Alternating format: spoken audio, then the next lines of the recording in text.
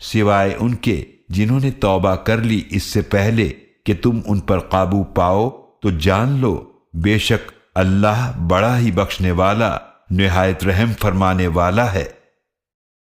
ऐ ईमान वालो, अल्लाह की नाफरमानी से डरो और उसकी तरफ वसीला तलाश करो और उसकी राह में जिहाद करो ताकि तुम कामयाब हो जाओ।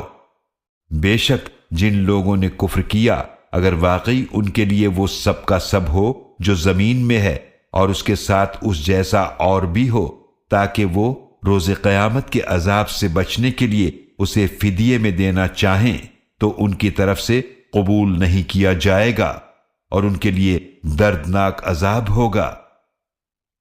वो चाहेंगे कि आग से निकलें और वो उससे निकल ना पाएंगे और उनके लिए हमेशा कायम रहने वाला अजाब है।